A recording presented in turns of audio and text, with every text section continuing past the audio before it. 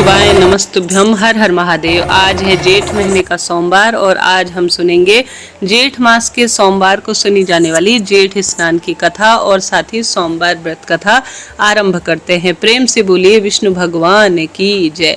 हर हर महादेव। एक समय की बात है, सौनक आदि 88,000 ऋषियों ने श्री सूत जी महाराज से जेठ स्नान के बारे में पूछा तो सूत जी महाराज ने कहा, ऋषियों, इसके संबंध में आपसे प्राचीन एक कथा कहता हूँ, अब ध्यान से सुनिए। प्राचीन काल की बात है, एक देश में वसुसेन नाम का एक राजा राज्य करता था। दीर्घ काल तक राजा राज्य करके पुत्र पौत्र का सुख देखकर समय आने पर मृत्यु को प्राप्त हो गया। तब मंत्रियों ने उसके पुत्र सत्यसेन को राजपद पर बैठा दिया। सत्यसेन शौर्य और उदारता से संपन्न थे। राजा वसुसेन ने अपने जीवन में बहुत से दान पुण्य किए थे और उन्हीं के प्रभाव से वह दिव्य वस्त्रधारी और दिव्य रत्नों से परिभूषित होकर श्रेष्ठ विमान पर बैठकर स्वर्ग की ओर गए। लेकिन यह क्या, वहां जाने पर उन्हें भूख की पीड़ा से घिरे हुए अपने आप को प्राप्त किया। उनका चित्त प्यास से दुख से व्याकुल था और मुख में हर समय सूखापन रहता था। इंद्र के पास जाकर अपनी समस्या का निवेदन किया। वह बोले कि हे देवेंद्र, मुझे भूख प्यास कष्ट दे रही है, इसका क्या कारण है बताइए। भूख से अत्यंत पीड़ित रहने वाले पुरुष को इस दिव्य आभूषण से, दिव्य वस्त्रों से, विमान आदि से भला क्या सुख मिल सकता है। तब इंद्रदेव ने कहा, राजन, तुमने अपने जीवन काल में असंख्य दान किए परंतु कभी भी किसी को अन्न और जल का दान नहीं किया। इस कारण तुम भूखे प्यासे रहते हो। जो इस लोक और परलोक में सनातन तृप्ति की इच्छा रखते हैं उन्हें सदा ही दक्षिणा सहित अन्न और जल का दान करना चाहिए। अन्न और जल का दान न करने के कारण तुम्हें स्वर्ग में दिव्य विभूषणों से विभूषित होने पर भी भूख से पीड़ित और प्यास से प्यासा होना पड़ता है। तब राजा ने कहा, हे देवराज, इसका कोई उपाय बताए जिससे कि मेरी भूख और प्यास शांत हो जाए। तब इंद्रदेव बोले, उपाय तो है राजन, यदि तुम्हारे पुत्र सदा ब्राह्मणों के लिए अन्न और जल की व्यवस्था करे तो तुम्हारी तृप्ति हो सकती है, परंतु तुम्हारा पुत्र भी तुम्हारे लिए संकल्प कर कर ब्राह्मणों को अन्न और जल का दान नहीं करता है। अभी इंद्र और राजा की यह बात चल ही रही थी कि तभी वहां नारद जी आ गए। इंद्रदेव ने नारद जी से प्रणाम किया और आदर से पूछा, भगवान बताइए आप कहाँ जा रहे हैं और किसके स्वरूप में विराजमान है। तब नारद जी कहने लगे, हे देवेंद्र, मैं ब्रह्मलोक में जा रहा हूँ और तीर्थ यात्रा की इच्छा से भूतल पर जा रहा हूँ। तब राजा ने कहा, हे मुनिव, अगर आप भूतल पर जा ही रहे हैं तो आप मुझ पर एक कृपा करें। पृथ्वी पर मेरा पुत्र सत्यसेन अनार्थ नामक राजा है, जाकर उसे कहिए कि मैंने तुम्हारे पिता को इंद्रलोक में देखा है। उनका शरीर भूख प्यास से पीड़ित हो रहा है। देवताओं में रहकर भी उनका चित्त अत्यंत दुखी और दीन रूप में है। तुम्हारे पिता ने तुम्हारे लिए एक संदेश भेजा है। उन्होंने कहा, यदि तुम मेरे पुत्र हो और सत्य की रक्षा के लिए प्रतिदिन ब्राह्मणों को मिष्ठान और जल का दान करो। तथास्तु कहकर नारद जी स्वर्ग लोक का संदेश और इंद्रलोक से विदा लेकर भूलोक की ओर चल दिए। अनेकों तीर्थों में भ्रमण करते हुए वह उस देश पर पहुंच गए जहां पर एक राजा सत्यसेन राज्य किया करते थे। राजा सत्यसेन ने नारद जी को आता हुआ देखा तो उनका पूजन किया। मुनि ने एकांत में आदर पूर्वक उनके पिता का संदेश सुनाया। यह सभी बातें सुनकर सत्यसेन ने विधि पूर्वक नारद जी की कही हुई बात को गौर से सुना और पूजा का संकल्प नियम लिया और उन्हें विदा किया और अपने पिता के नाम से नित्य प्रतिदिन अब वह ब्राह्मणों को भक्ति पूर्वक मिष्ठान भोजन कराते, धर्म संबंधी अन्य समस्त कार्य किए। जेठ का महीना चल रहा था। गर्मी में इस मौसम में विशेष रूप से प्याऊ इत्यादि की व्यवस्था की। अन्न और जल के दान में सभी लगे हुए थे। राजा सत्यसेन के राज्य में भयानक अन्न वृष्टि हो गई। इस अन्न वृष्टि में सभी अन्न और खेती पूर्ण नष्ट हो गई थी। पृथ्वी पर जल भी नहीं बचा।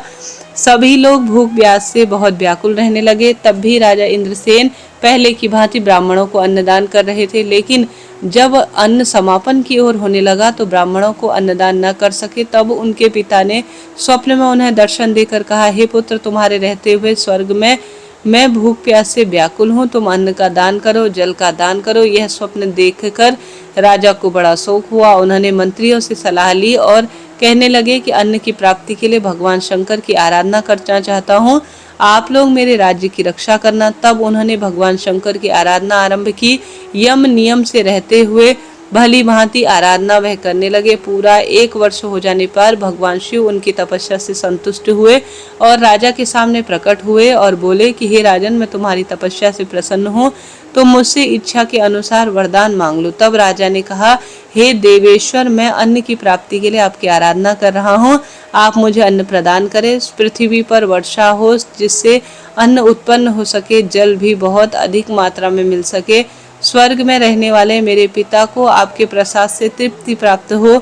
श्री भगवान ने कहा, हे राजन, जैसा तुमने कहा वैसा ही होगा। पृथ्वी पर शीघ्र ही वर्षा होगी, पृथ्वी पर सब प्रकार के अन्न हो जाएंगे। इस समय तुम अपने घर को जाओ। तुमने यहाँ रहकर जो मेरी प्रतिष्ठा की है, मेरी आराधना की है, जो भी मनुष्य तुम्हारे द्वारा स्थापित किए हुए इस लिंग का दर्शन करेगा और मेरी पूजा करेगा, उसे मनवांछित वस्तु तुरंत ही मिल जाएगी। ऐसा कहकर भगवान शिव अंतर्ध्यान हो गए। राजा सत्यसेन बड़े हर्ष के साथ अपने राज्य की ओर लौट आए। पृथ्वी पर राज्य करने लगे और साथ ही जो है भयंकर जो अब कलिकाल चल रहा था, उसमें भारी परेशानी जो उसके राज्य में हो रही थी, उसका निदान हुआ। प्रातःकाल इस कलिकाल में जो भक्ति पूर्वक उठकर शिव दर्शन करता है, श्री नारायण की आराधना पूजन करता है, उसके सभी मनोकामना पूर्ण हो जाती है। जो निष्काम भाव से उनका दर्शन करता है, देवादिदेव महादेव शिव शंभु लोक और परलोक में उसका सदा कल्याण करते हैं। प्रेम से बोलिए शिव शंभु भोलेनाथ की जय। प्राचीन काल की बात है, एक गांव में एक साहूकार रहता था। साहूकार बहुत अमीर था, उसके घर में बहुत धन दौलत थी, लेकिन उसकी कोई संतान नहीं थी। साहूकार इस बात को लेकर हमेशा चिंतित रहता था। वह साहूकार भगवान शिव का परम भक्त था और भगवान शिव को प्रसन्न करने के लिए हर सोमवार के व्रत करता। व्रत के दौरान भगवान शिव और माता पार्वती की पूजा भी करता। शाम को शिवलिंग पर दीपक जलाता। साहूकार की पूजा अर्चना देखकर माता पार्वती प्रसन्न हो गई और उन्होंने भगवान शंकर से कहा, प्रभु, यह साहूकार आपका परम भक्त है, हर सोमवार को विधि विधान से आपकी पूजा करता है, व्रत भी करता है। मुझे ऐसा लगता है कि आपको उसकी मनोकामना पूरी करनी चाहिए। जब भगवान शिव ने माता पार्वती की यह बात सुनी तो वह कहने लगे, हे गौरा, यह संसार कर्म क्षेत्र है। जैसा किसान अपने खेत में बीज बोता है, वैसा ही फल कुछ समय बाद उसे मिल जाता है। इसी तरह शंकर जी ने हर व्यक्ति को कहा कि अपना अपना कर्म वह भोगता ही है। भगवान शिव ने कहा, गौरी, इसके कर्म अनुसार इसके भाग्य में संतान सुख नहीं है। लेकिन पार्वती जी ने भोले भंडारी से दोबारा आग्रह किया और कहने लगे, हे नाथ, आप जो चाहे कर सकते हैं, बिल्कुल वह सत्य होता है, लेकिन फिर भी मेरी ऐसी कामना है कि आपको अपने भक्त के मनोरथ सिद्ध करना चाहिए। यह आपका परम भक्त है, अगर आप अपने भक्तों की इच्छा पूर्ण करें नहीं तो भला कौन आपकी पूजा भक्ति और आराधना करेगा। माता पार्वती के इतना आग्रह करने पर भगवान शिव ने कहा, यह साहूकार बहुत अधिक पुत्रवान बन सकता है, धनवान भी बन सकता है, हर स्वरूप में कार्य सिद्ध हो सकते हैं, परंतु संतान का सुख इसके जीवन में नहीं है। कोई पुत्र इसके नहीं हो सकता है, इसलिए यह सदैव ही चिंतित रहता है। इसके भाग्य में संतान योग लिखा ही नहीं है। तुम्हारे कहने पर मैं इसे पुत्र प्राप्ति का वरदान दे दूं, लेकिन इसका पुत्र केवल और केवल 12 वर्ष तक ही जीवित रहेगा। फिर भगवान शिव ने रात्रि में साहूकार को स्वप्न में दर्शन दिए और कहा कि उसे जल्द ही पुत्र की प्राप्ति होगी, लेकिन उसका पुत्र दीर्घायु नहीं होगा, बल्कि 12 वर्ष की आयु में ही उसकी मृत्यु हो जाएगी। इस बात को सुनकर साहूकार प्रसन्न भी हुआ और खूब दुखी भी हुआ, लेकिन साहूकार ने अपनी पूजा आराधना व्रत करना नहीं छोड़ा। वह पहले की तरह ही विधि विधान से पूजा आराधना और व्रत करता। कुछ दिनों बाद साहूकार की पत्नी पूर्ण रूप से गर्भवती हो गई। कुछ समय बाद उसने एक सुंदर बालक को जन्म दिया। बालक के जन्म से साहूकार के घर में हर्ष उल्लास का माहौल हुआ, लेकिन साहूकार ज्यादा खुश नहीं हुआ, क्योंकि उसे पता था कि उसके बालक का जीवन केवल और केवल 12 वर्ष है। लेकिन उसने यह बात किसी को भी नहीं बताई। जब वह पुत्र थोड़ा बड़ा हो गया, साहूकार की पत्नी कहने लगी कि हमें इसका अब विवाह कर देना चाहिए, लेकिन साहूकार ने मना कर दिया और उसने मामा को बुलाया और थोड़ा धन देकर बालक से कहा कि काशी जी पढ़ने के लिए तुम जाओ, और साथ ही इसके शिक्षा का प्रबंध भी पूर्ण कर दिया। काशी जाते समय रास्ते में यज्ञ करते, ब्राह्मण भोज कराते हुए दोनों मामा भांजे निकल गए। काशी जी जाते समय ब्राह्मण को भोज इत्यादि यज्ञ इत्यादि कराते और खूब मंत्र जाप से पूजा करते। किसी नगर से गुजर ही रहे थे। उस नगर का राजा अपनी पुत्री का विवाह एक ऐसे राजकुमार से करवा रहा था जो कि आंख से काना था, यानी उसे एक आंख से दिखाई नहीं देता था। और दूल्हे के पिता को इस बात की चिंता थी कि अगर राजा को इस बात का पता चल गया कि दूल्हा कान्हा है तो राजकुमारी के विवाह के लिए मना कर देगा। इसलिए उसने जब साहूकार के अति सुंदर पुत्र को देखा तो सोचने लगा क्यों ना मैं पुत्र के कार्य और तोरण इत्यादि के वक्त इस बालक को बैठा दूं। दुल्हन के पक्ष वालों को पता ही नहीं चलेगा। दूल्हे के पिता ने साहूकार के पुत्र को इस बात के लिए राजी किया। तब साहूकार ने दूल्हे के कपड़े पहने, घोड़ी पर चढ़कर तोरण की रस्म को पूर्ण किया। तोरण के बाद फेरों की बारी आई तो दूल्हे के पिता ने सोचा कि क्यों ना फेरों का काम भी इसी से करवा लिया जाए। तो उसने साहूकार के पुत्र से अनुरोध किया कि वह दुल्हन के साथ फेरे ले, और जब विवाह संपन्न हो गया तो वह किसी को न बताई इस बात को पूर्ण रूप से जान ले। मामा भी राजी हो गया और बेटा भी राजी हो गया। विवाह संपन्न हुआ और हंसी खुशी जो है सारे काम निपट गए। शादी संपन्न होने के बाद मामा भांजे तो काशी पढ़ने के लिए प्रस्थान कर गए, पर साहूकार के बेटे ने दुल्हन के कपड़ों में लिख दिया कि तुम्हारी शादी मुझसे हुई है, लेकिन तुम्हारे साथ जो भी इसे विदा करे वह एक आंख से वो लड़का काना होगा, और मैं काशी शिक्षा ग्रहण करने जा रहा हूँ। जब राजकुमारी ने अपने कपड़ों में ऐसा लिखा हुआ पढ़ा तो उसे राजकुमार के साथ जाने से उसने पूर्ण रूप से मना कर दिया और अपने पिता से कहने लगी, यह मेरा पति नहीं है, मेरा पति तो शिक्षा ग्रहण करने काशी जी गया है। जब यह बात सुनी गई तो पूर्ण रूप से दुल्हा के जो पिता थे उन्होंने सच्चाई बता दी। दुल्हन के पिता ने अपनी बेटी को भेजने से इनकार कर दिया। इधर मामा भांजे दोनों काशी पढ़ने चले गए। बालक शिक्षा ग्रहण करने लगा और मामा यज्ञ हवन इत्यादि करवाते। इस तरह से कुछ दिन बीत गए। जब साहूकार का बेटा 12 वर्ष का हो गया तो एक दिन अपने मामा से कहने लगा, मामा आज मेरी तबीयत ठीक नहीं है, नींद आ रही है। तब मामा ने कहा, तुम अंदर सो जाओ। साहूकार के बेटा अंदर सोने चले गया। वहीं पर उसकी थोड़ी देर में मृत्यु हो गई। कुछ देर बाद मामा ने अंदर जाकर देखा तो उसका भांजा मृत पड़ा है। वह बहुत दुखी हुआ और यज्ञ जो है रोक नहीं सका, बल्कि यज्ञ पूर्ण किया, ब्राह्मणों को भोज कराया। उसके बाद मामा को ने पास में ही जो है बहुत अधिक अपने भांजे के मृत्यु का रुदन शुरू कर दिया। अब पूर्ण रूप से वह कैसे किस स्वरूप में अपने घर जाए सोचने लगा। उसी समय आश्चर्य की बात है कि शिव पार्वती वहां से गुजर रहे थे। माता पार्वती ने किसी के रोने की आवाज सुनी तो भगवान स्वयंभू से कहने लगे, प्रभु देखिए कोई मनुष्य रो रहा है, आप तो उनके दुखों को दूर कर सकते हैं, इसके दुख आप दूर नहीं करेंगे तो फिर कैसे होगा। तब माँ पार्वती और महादेव उसके पास गए तो बालक को देखकर हैरान हो गए। यह तो वही बालक है जो कि शिव कृपा से साहूकार के घर पुत्र रूप में प्राप्त हुआ है। माता पार्वती कहने लगी, हे प्रभु यह तो वही साहूकार का बेटा है। पार्वती माता को उस बालक को देखकर दया आ गई और भगवान शिव से प्रार्थना करने लगी कि प्रभु आप इस बालक को जीवन दान दे दीजिए, वरना इसके माता पिता जीते जी मर जाएंगे। तब भगवान शिव ने माँ पार्वती से आग्रह कर उसकी बात मान ली और बालक को जीवन दान दे दिया। साहूकार का पुत्र जीवित हो गया। मामा भांजे दोनों अपने घर की ओर चले गए। रास्ते में साहूकार का पुत्र उसी नगर से निकला जहां पर उसका विवाह हुआ था। दुल्हन के पिता उस बालक को पहचान लिए, मामा भांजे को लेकर अपने महल में आ गए। दुल्हन के पिता ने एक समारोह किया और अपनी पुत्री को साहूकार के बेटे के साथ विदा किया। साहूकार का बेटा जब अपने घर पहुंचा तो उसके माता पिता अपने घर की छत पर बैठ रहे थे और सोच रहे थे कि अगर हमारा पुत्र ठीक ठाक वापस नहीं आया तो हम छत से गिरकर प्राण दे देंगे। उसी समय उनका मामा वहां आया और उसने कहा कि आपका पुत्र जीवित है, विवाह करके अपनी पत्नी के साथ आ रहा है। जब साहूकार और साहूकारनी ने अपने बालक को जीवित देखा तो बड़ी खुशी से उनका स्वागत किया। साहूकार का पूरा जीवन खुशी खुशी अपना जीवन व्यतीत करने लगा और परिवार में खुशियां थी। हे भोलेनाथ, जैसे आपने साहूकार के परिवार में पुत्र दिया, उसके रोग हरे, उसकी मृत्यु का समाचार टाला और उसे उसे दीर्घायु किया। उसी तरह से जो भी इस कथा को सुने उन्हें संतान सुख देना, पति की लंबी आयु देना, धन देना, सौभाग्य देना और पति बच्चों का प्रेम बनाए रखना। बोलिए पार्वती माता की जय, महादेव की जय, स्वयंभू की जय। हर बेलपत्र बिल्वेश्वर महादेव की कथा अनुसार हिंदू धर्म में बेलपत्र का बड़ा महत्व है। भगवान शिव का सबसे प्रिय यह पत्र माना जाता है, जिसे शिव द्रुम भी कहा जाता है। भगवान शिव की पूजा बेलपत्र के बिना अधूरी है। बेलपत्र के 3 पत्ते त्रिशूल और त्रिनेत्र के प्रतीक माने जाते हैं। बेलपत्र का धार्मिक महत्वता इतनी अधिक है कि इसे मोक्ष दायिनी भी कहा जाता है।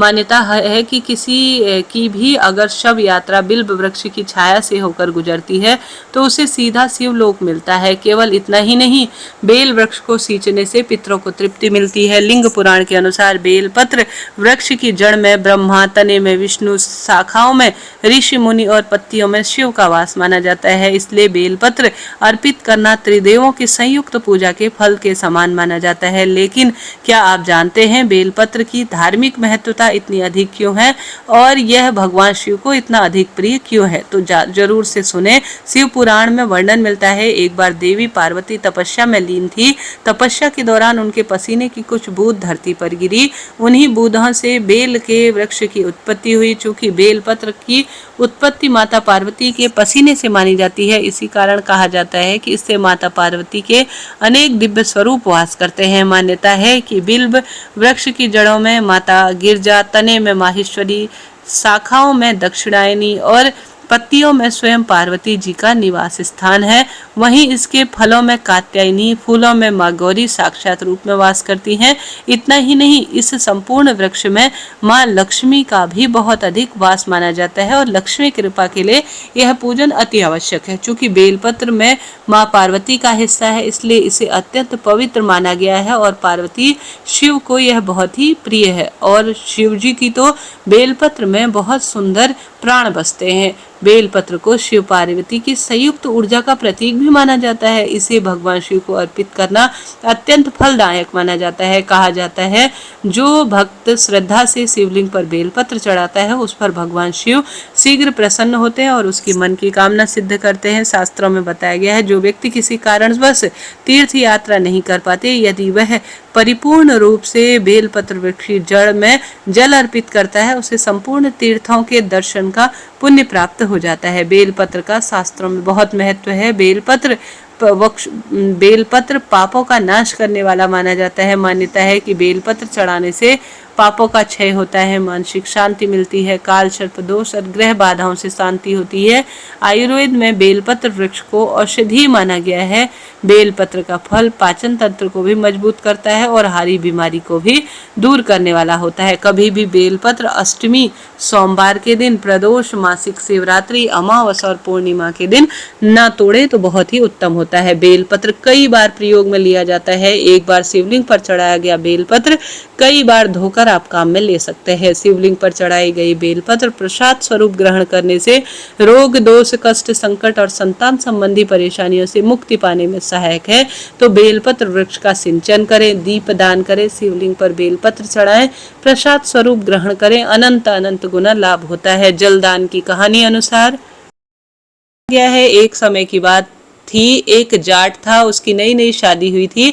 शादी के बाद वह अपनी पत्नी को लेने के लिए अपने ससुराल जा रहा था। अच्छे से नए सुंदर सुंदर वस्त्र धारण कर कर ससुराल की ओर रवाना हो गया। रास्ते में उसने देखा कि एक गाय एक तालाब में पानी पीने उतरी थी। जेठ का महीना था। वह गाय जब अपनी प्यास बुझा लेती थी तो तालाब से बाहर नहीं आ पा रही थी किसी कारण से। जाट को वहां देखकर गौ माता ने उससे कहा, अरे मुसाफिर, मुझे इस दलदल से बाहर निकालो। तो जाट ने कहा, अरे नहीं, मैं नहीं निकाल पाऊंगा गौ माता, मेरे कपड़े बहुत गंदे हो जाएंगे।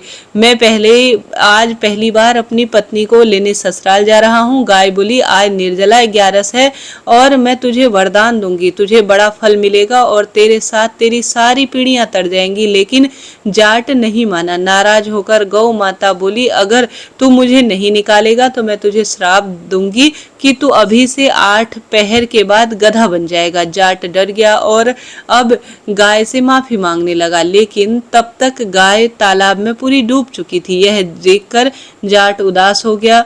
गाय और उदास मन से ही ससुराल पहुंचा और साथ के साथ ससुराल में सभी लोग बहुत खुश हुए, लेकिन जाते ही उसने जिद पकड़ ली कि मेरी पत्नी को अभी विदा करो, हमें अभी जाना है, हमें अभी जाना है। सभी ने मिलकर कहा, जमाई जी एक दिन तो कम से कम रुक जाओ, लेकिन वह नहीं माना। तब उसकी पत्नी बोली, यह सब कह रहे हैं तो आप रुक क्यों नहीं जाते। तब जाट ने उसे श्राप की सारी बात बताई। तब उसकी पत्नी तुरंत उसके साथ वापस घर की ओर चल दी। 8 पहर के बाद जाट गधा बन गया और उसकी पत्नी उसे घर में लेकर बैठी रही। इस तरह कई दिन बीत गए। जब घर में कुछ भी खाने को नहीं बचा तो वह अपनी पत्नी से बोला, मुझे लेकर मजदूरी करने चलो। तब वह दोनों नगर के राजा के यहाँ मजदूरी करने पहुंचे।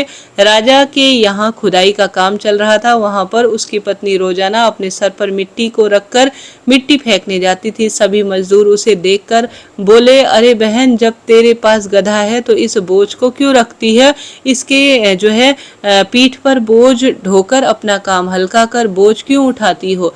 वह कुछ नहीं बोली। दूर से ही राजा भी यह सब देख रहा था। एक दिन राजा ने उससे पूछा, तुम्हारे पास गधा है तो तुम क्यों बोझ ढो रहे हो। तब वह बोली, महाराज यह गधा नहीं है, यह मेरे पति हैं, इन्हें गाय का श्राप लगा है।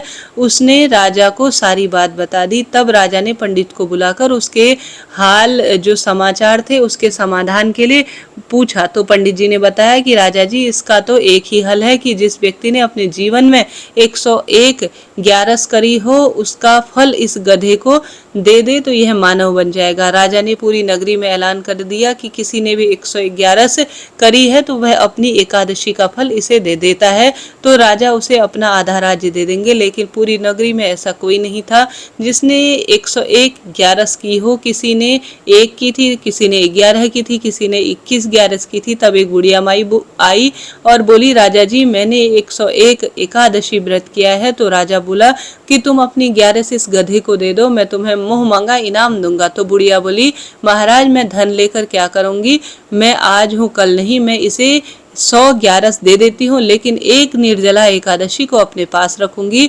इस निर्जला एकादशी के फल से मुझे मोक्ष की प्राप्ति होगी, मुझे श्रीहरि विष्णु भगवान की प्राप्ति होगी। ऐसा कहकर बुढ़िया ने अपनी 100 ग्यारस का फल उस गधे को दे दिया और वह वापस से सुंदर इंसान रूप में बदल गया। उसका पूरा शरीर इंसान का हो गया, लेकिन इस ग्यारस की कमी से गधे की पूंछ उसके शरीर से नहीं हटी। तो पंडित जी ने कहा कि अब वह एकादशी का व्रत खुद कर लेगा तो उसके शरीर से यह गधे की पूंछ हट जाएगी। उसने सर्वश्रेष्ठ निर्जला एकादशी का व्रत किया तो उसके शरीर से गधे की पूंछ भी हट गई। लेकिन उस दिन से वह जाट हमेशा अफसोस करता रहा कि मैं तो श्राप से मुक्त हो गया, लेकिन उस दिन मैंने उस गाय की जान अगर बचाई होती और सर्वश्रेष्ठ रूप में गौ सेवा की होती, गौ माता को जेठ के पावन पवित्र महीने में जल पिलाया होता, तो मेरे पूर्वजों का उद्धार हो जाता और यह दोष हमें बिल्कुल नहीं लगता। तो प्रिय श्रोताजनों, इस कथा से हमें यह जानकारी मिलती है कि जेठ महीने की दोनों एकादशी का श्रेष्ठ हमें व्रत करना चाहिए